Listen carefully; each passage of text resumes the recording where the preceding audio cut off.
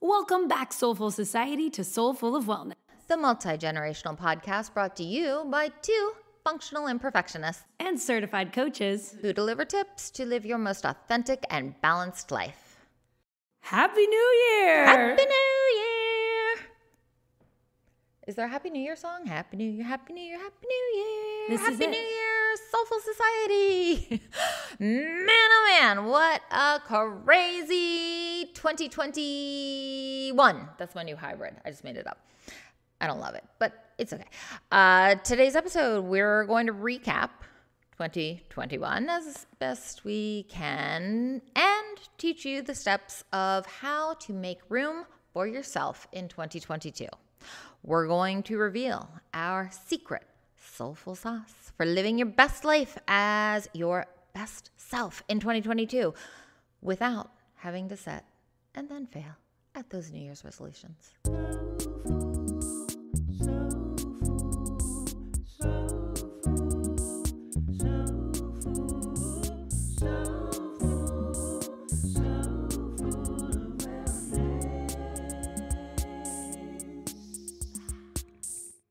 Today, as we wrap up the year, we want to talk about how to cope with the ever-changing times while still somehow remaining empowered, right? Going into this new year. So we invite you to give yourself permission to have a year of you.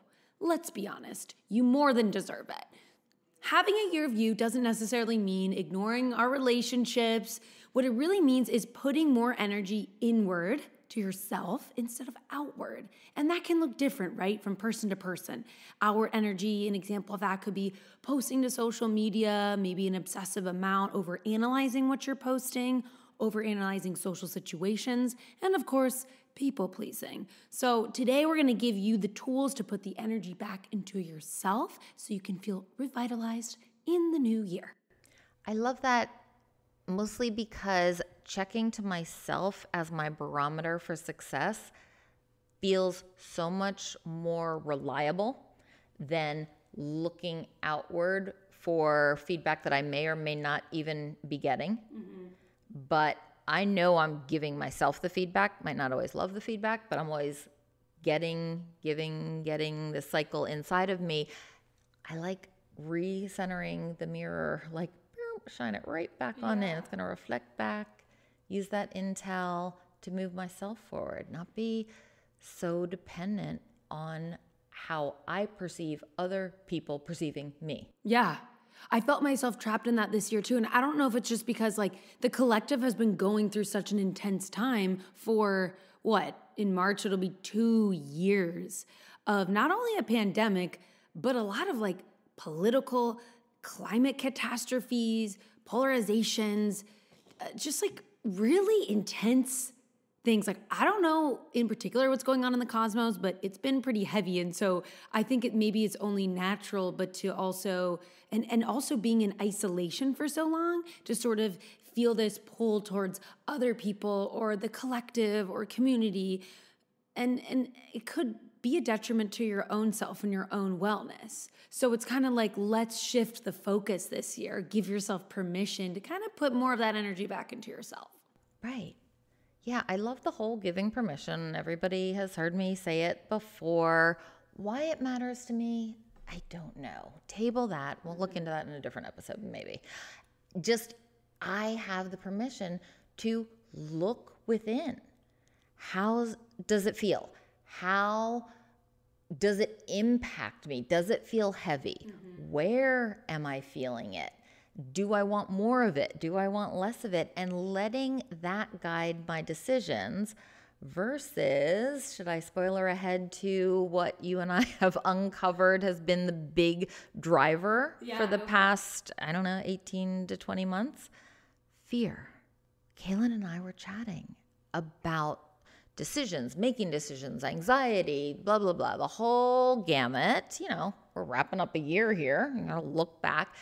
And it just kept coming out that so much was coming from a place of fear. And fear is never a good basis for decision making. Mm-hmm. So we're going to move away from fear-based decision making and more into how is this impacting me? how is this making me feel as my decision-making driver? Yeah, we're going to take your power back. We're going to help you take your power back. Yeah. That's what's going to happen here. You're going to own it. You're going to own your feelings, your emotions, and what you've experienced so that you can move forward towards like your ideal self, because a lot has been out of your control the last 2 years. And unfortunately, it's kind of looking like that's the same trajectory for this upcoming year. I feel like we always want to say, new year, new me, so excited. It's going to be so great. It's going to be so vastly different from this year, right? Like when you're a kid and you wake up on your birthday and now you're 12, you're not 11. And then it's always a little bit of a disappointment because it sure feels a whole heck of a lot like 11 felt yesterday. Yeah. That's how we are with the new year. Like, woo, new year. And then you wake up and it feels a whole lot like yesterday's year. Yeah, and we want to avoid the kind of sadness that came with the idea of Groundhog Day when we were all in isolation in the beginning of pandemic.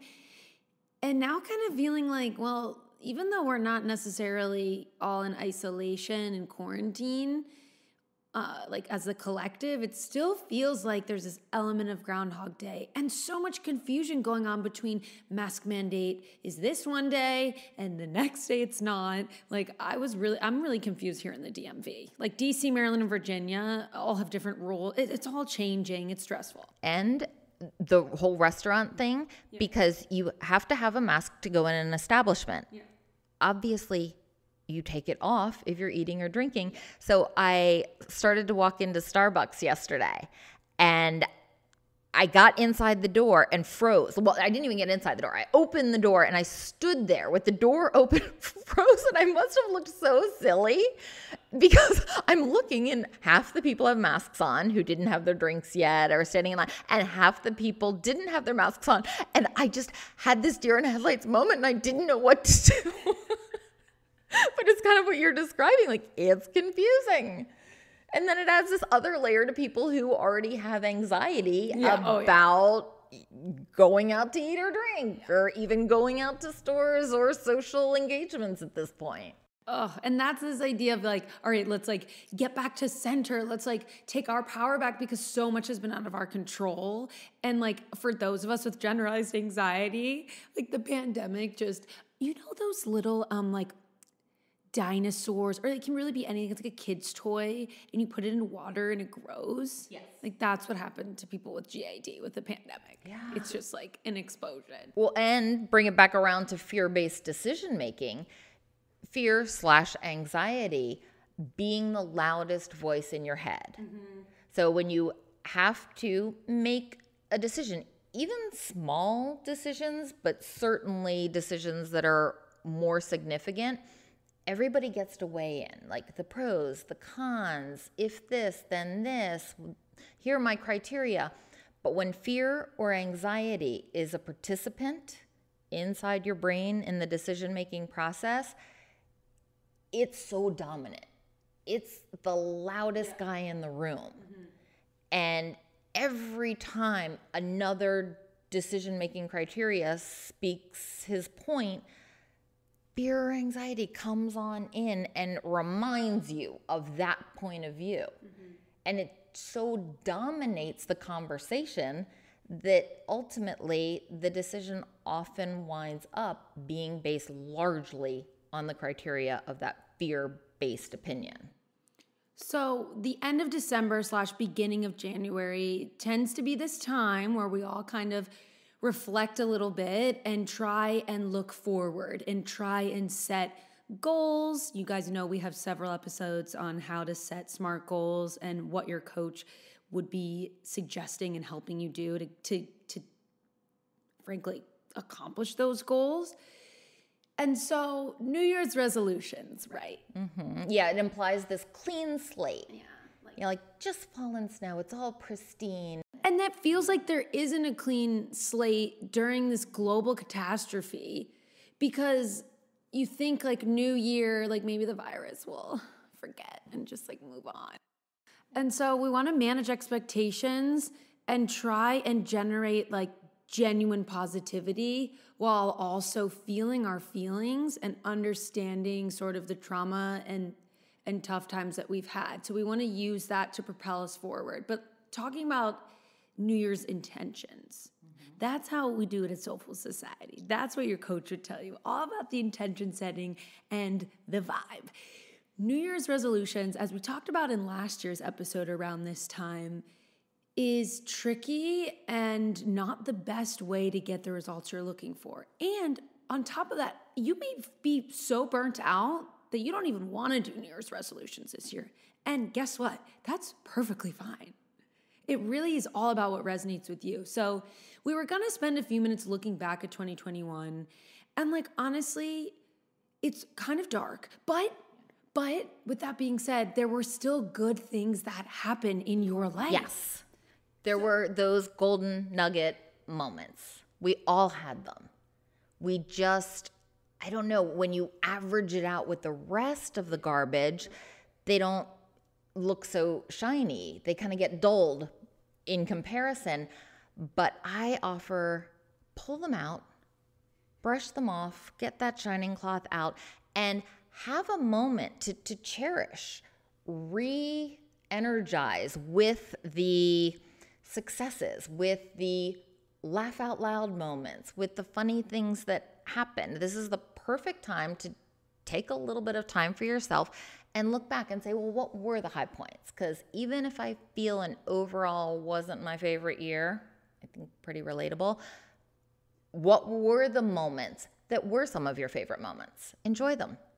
Yeah, whip out your journal or go through your camera roll or videos on your phone, your highlight reel of the year. Like, what are you proud of? I mean, you made it through another year of this crazy pandemic and of just like this crazy things that are going on Earth and us as humans are experiencing. Like, you made it through. So when can you spend a few minutes in the next few weeks? Doesn't have to be January 1st. To really reflect and ask yourself, what am I proud of? So that's our first step, our soulful step to sort of like set your New Year's intentions is to really look back for a little bit. We don't want to live in the past, but we just want to spend a few moments acknowledging the space we're in and reflecting on what went well. Yeah. Because I think we all know what didn't go well. Right. And you can take a moment to think about that too, so as not to repeat setting yourself up for some of the same, the things that are within your control. Mm-hmm.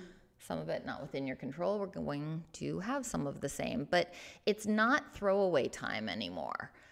In the beginning, back in 2020, it was throwaway time. It was just for now.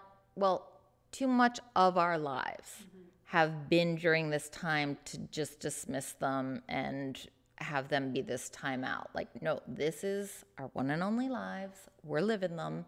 So let's make them good, not Yeah, like basically managing our expectations too going into this year while also trying to get our power back. Mm-hmm. Like, what can you do as an individual every day to make yourself feel XYZ healthier, have more vitality, more energized? I mean, because a lot of emotional in this dark gray cloud of basically unpredictability, chaos, crisis, it can hover over you, but we're here to say that you can be empowered to sort of like find the little rainbows and figure out how you can create your best self this year. And stepping out of the fear-based living mindset means taking one small step to the edge of your comfort zone. And that's, of course, going to look absolutely different for every single person. Where is your comfort zone? And push yourself to take just another step toward the edge of that to invite more into your life, more space, more activities, more enjoyment, and more success. How can we build the resiliency when the unknowns are thrown our way this year, when the mask mandate is back again, when things are closing? Like, let's say that happens again. Like, how can we make sure that we're there for ourselves, that we're having a space for us to hold our emotions, acknowledge them, and continue to build our power and to move through the uncertainty? All right, I have an idea. This is something I'm working on with my therapist. So you just said, how do we build resiliency in the face of getting battered by things in life? So we know the rigid thing gets knocked over eventually. It can only be rigid through so much. No matter how strong it is, it's eventually going to meet a force stronger and fall over. So the antidote to that is flexibility, being flexible. Well, being flexible is a challenge. Being flexible sometimes means change when you're not ready for change. So I'm working on a list of areas in my life, because I know I'm a rigid person, where I feel that my rigidity inhibits my growth and my enjoyment. So some of the areas where I'm picky or things have to be just so, I'm okay with. They work for me with the ADHD. They offer the structure for me to be successful. But some of them go too far and they no longer support me. They impede my progress. So I'm making a list, and I offer that to those of you who can make a list of areas in your life that basically, to put it bluntly, are no longer working for you. Yes. I love this. And then you have to look at it. And it's interesting when you look at it. Don't do it just mentally, because it's easy to be like, But when you look at this on paper, it's interesting to evaluate them and say, well, parts of that actually do support me, but I need to make some alterations to this part of it. And some of them, you're thinking, okay, I know why I do that. I get where once upon a time that worked for me, but I can completely see that that's not supporting me anymore. I really need to back off that or make changes about that. And it's really interesting to look at the different areas and basically keep, modify, or toss the different things. And so I've been working on it for a couple weeks now. And if nothing else, it's super interesting. That is so cool. And there you have it, like a concrete thing to do in terms of setting your New Year's intentions. Like, okay, cool. Let's take an assessment of the current status of affairs for YOU. It's like, what habits are no longer serving me? Like what, and sometimes it's hard to look in the mirror and be like, oh, I do this too much, or I don't do enough of this, because we're really good as humans at lying to ourselves. So this sort of prevents that and forces you to look in the mirror, to write it physically down. And that's only going to help you in the long term. Yeah. And it's not trashing yourself. It's being realistic so that I can still improve. Just because I do these things doesn't mean I have to do these things. It's giving me that time to reflect. Do I want to keep doing this, or do I want to make a change? And some of the things I want to, but not yet, and that's okay. I'll get there. That sounds so freeing. Yeah. Like the word that's coming to mind when you're talking about that is freedom. Which is perfect, because then you're cultivating your own sense of freedom. And I want to say the word control, but you're talking about this idea of being flexible and letting go of rigidity. But it's interesting, right? It's like the more you let go, almost the more control you have over your mind in a way. Okay, it's so funny you say that, because in my mind, as I started doing these things, I became a scientist experimenting, but I am also the experiment. So when you say control, it's like a scientific experiment where you have everything's a control except the one chosen variable. So they are the controls, the things I control, and I change. So I do little experiments. So for example, one thing is making the bed. I have to make the bed as soon as I get out of it every single morning. So I did a little experiment. Do I really have to?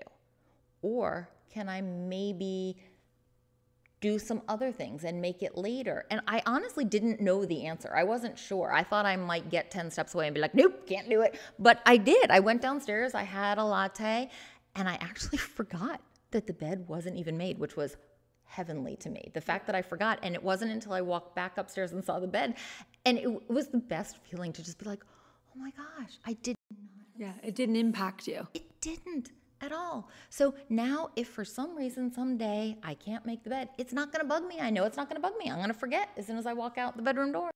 Wait, I love this because it is totally in line with what we were going to talk about, which is this idea of energetic alignment. So going into this next year and pouring more energy into yourself, instead of setting goals, which, I mean, setting goals is perfectly acceptable. I mean, it's great, right? It's healthy, it's good.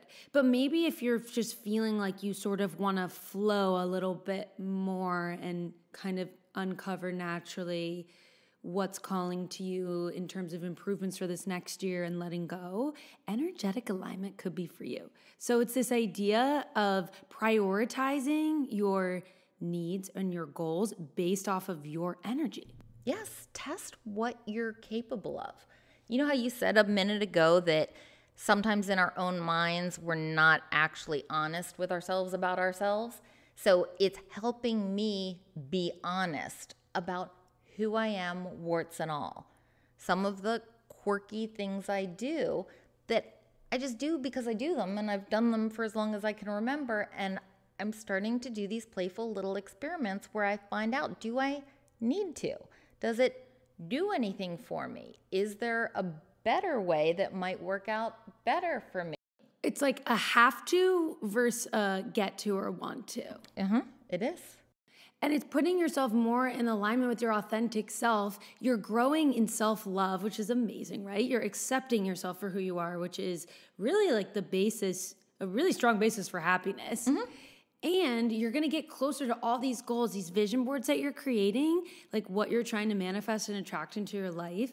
It starts with you and that idea of self-love. So getting honest with yourself and pointing out the hard truths is going to make you grow in so many areas, including self-love, and self-compassion, which we know are the key ingredients to really accomplishing your goals. It is 100% helping with self-love, because who I am is a quirky, flawed, deeply imperfect person. I knew that, but I was afraid if I looked too closely, I might be too flawed to actually be lovable. But what I'm finding through these little experiments is that I'm not. I'm actually quite lovable. I'm not as annoying to myself as I was afraid I was going to be, if that makes any sense at all. You are so incredibly, infinitely lovable. Let's just start there. You need to know that. And I think that it's so cool that it's like, it just goes to show no matter where you're at in life, you can always keep growing in self-love. You can always keep learning about yourself. Yeah. And I'm facing the fears of what if? What if I don't do this? Or what if I do this? And I don't know what I thought the answer was going to be. I didn't actually have something. Well, then this will happen. But I'm finding out, and the what if isn't bad at all. Can you go over your push and pull theory? Yes. I can always talk about push and pull. All right. We're going back to the scientist mode, push and pull, two forces. In theory, neither one is more dominant than the other, or in practice, I guess, not even theory. One isn't intrinsically stronger than the other. But when it comes to human nature and behavior change, I have found that pull forces are stronger motivators and therefore stronger paths to success than push. So pull, I am the center, almost like I am the sun, I'm the greatest mass, and I'm pulling, I'm attracting the things I want to me.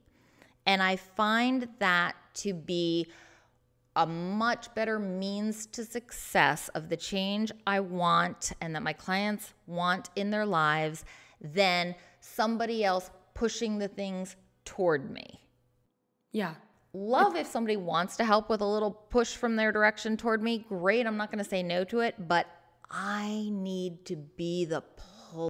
Or it's if you're pushing yourself too hard to do something. Like I need to eat quote unquote, like perfectly in January to get this goal of feeling really great in my body, or I need to do this. Like, no, go intentionally with the pull. What's attracting? Like, what are you attracting? What is the magnet, right? Are you just finding that you're really into this new kind of food or these new recipes? Are you finding that intuitive eating is really working for you? Like, what comes naturally? Because that's where you're going to see the quickest success and the most sustainable amount of success. When you said pushing yourself just now, because that's the verbiage we use, I pushed myself to work out harder, whatever it is, I had this vision of you having to actually leave your body to push the you that is you. And okay, so right there, like now we've got energy divided all over the place. Whereas when you're pulling, you are you pulling it in. You didn't have to like separate self from body or anything like that. Okay, I love this as it relates to the whole New Year's intentions vibes, because don't push in the areas that you feel like you need. So let's say you've done the whole reflecting and releasing, and you're sort of aware of the habits that no longer serve you, and you're aware of the areas on your wellness wheel and in your life that you really want to pour more energy into and that you want to improve upon. Okay, so you've reached that point. Now is the time to let the magnet, the law of attraction, all this manifestation come to fruition. Don't push the areas that you need for change when it doesn't feel authentic at that time. That's what we mean by also prioritize based off of your energy. Because then you're scattering the energy, you're spreading yourself too thin and you're spreading it around, and then you're not going to have the mass you need. It needs to be a cohesive mass to have the strength to be the gravitational pull, to pull what you want.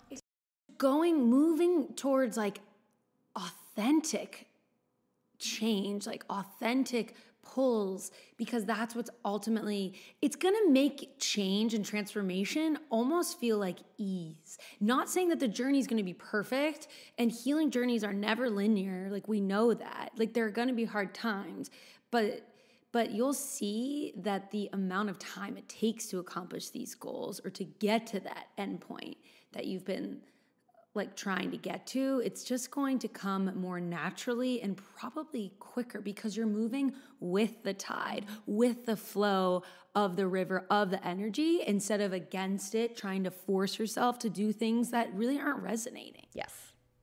I can picture all of that in my head perfect. It reminds me of like a fad diet or something, or like trying to have a goal, like weight, or sort of like the wedding diet. Like trying to get to a certain place at a certain time and just pushing yourself, like feeling miserable. With the end date in mind, when you finally don't have to do it anymore.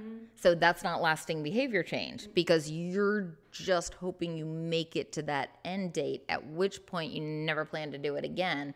Lasting behavior change is a forever. It's not constant 100% of the time forever, but it is forever. It's the new way. And it's those baby steps every day. Like, you're starting to notice yourself going on more walks because it's feeling authentic. So it's sort of that, be patient with yourself, a lot of self-compassion. It's not going to be necessarily the easiest thing, but it's going to be easier than forcing yourself. And you can't focus on every aspect of your wellness wheel at once. That would talk about scattered energy, and then you'd be pouring a little bit into every cup and wouldn't see results. No cup would get enough to be worth it, to make a change or to make progress. So that's why not pushing the areas of the wellness wheel, like not forcing it, is really gonna lead to the best like change. Like trusting the process. So waking up and feeling like, where's my energy today? Do I think that a 20-minute yoga practice I'm gonna feel really good after? You know what? I think I'm going to do that. Maybe you wake up the next day and you're like, I just don't feel like doing that right. Like today, it's not vibing with me. Okay, pick something that's resonating though. Don't necessarily like give up on yourself, but maybe it's sort of like, you know what? I'm going to make like a really healthy breakfast for myself. I was thinking the exact same thing. It naturally leads to the question, how do you know what to focus on then? Well, because this whole look within. You're the driver. You're the decision maker. Look within and ask yourself, that same 20 minutes, is it, a well-balanced, healthy meal to get you going? Is it some movement, maybe in the form of yoga for 20 minutes, that's going to set you best up for a successful day? Less rigidity, less tracking, less logging, more flow. Yeah. Yeah. So you have to look within. Nobody's going to tell you. There is no magic answer board that you're like, let me just consult that app and see what it says I should do for the next 20 minutes. Like, it doesn't exist. So what are the concrete ways that you can sort of get centered to be able to hear that intuition, to hear that higher self guiding you naturally about what to do for the day? You know, which wellness wheel to focus on. All right, so we've got journaling. We've got a few prompts there. I mean, we've also have affirmations, which we love. And you know what? We can leave a couple actually in the show notes for you, or we can post it on our website blog. That's what we'll do.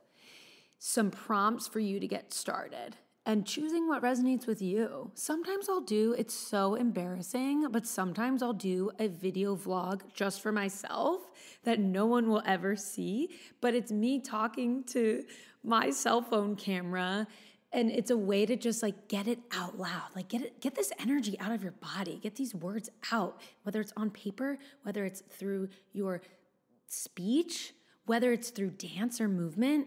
This energy that's stagnant is going to hold you back and make you feel trapped in your emotions. It's this year, the year of you is all about flow and release, letting go, being fluid. Yes, being flexible so that you don't get knocked over. You're going to bend, but you're going to then pop back up to where you want to be. Trust the process. It is a trust-based means of growth. I don't know a more palatable way to say. There are times when you are going to need to relinquish the control and trust. I think we talked about this in last year's episode, the idea of setting maybe like a theme for the year, or just like a theme for the month, for the week, for the day. And I found that it's sort of falling on a certain part of the wellness wheel, which means another part of my wellness wheel may suffer, for a lack of better word. And that's okay to put that on the back burner, because like we said before, you can't focus on every part of the wheel at once. So trust the process. Like if you're pouring more into one part of your wellness wheel, and you're worried about the other ones shriveling up and dying in the interim, this is where you need to trust that they won't. They might not grow, but not everything needs to grow at every moment. Yeah, it is. I guess this whole human development, and I don't mean like human growth and development, but I mean progressing to be a better version of yourself, has a distinct element of trust. Because it's a lot of effort before you see results, and you have to have that time where you're willing to just put in the effort. And we'll be with you every step of the way, every Thursday. Yeah, every Thursday. To remind you to check up on yourself and your progress, because that's another thing that a lot of humans neglect to do, is give themselves the pat on the back and sort of acknowledge where they're at. So as we wrap up 2021, acknowledge the space that you are in, release it however resonates with you. Yeah. And then we're going to move on. We're moving forward. We're moving forward. Moving on up. We're bendy like spaghetti. We are. I don't know, can we be stronger than al dente? Al dente. Al dente. It's the year of al dente. All right. On that note, you want to remember to listen every week, so please hit subscribe. We'd love if you would rate, review, and share us with a friend. We look forward to more soulful wellness in 2022. Peace, love, and light. Peace, love, and light. The Soulful of Wellness hosts are certified health and wellness coaches. This podcast is intended to inform and entertain listeners on their wellness journey. This podcast is meant to enhance, not replace, listeners' care from doctors, therapists, or other medical providers. Soulful.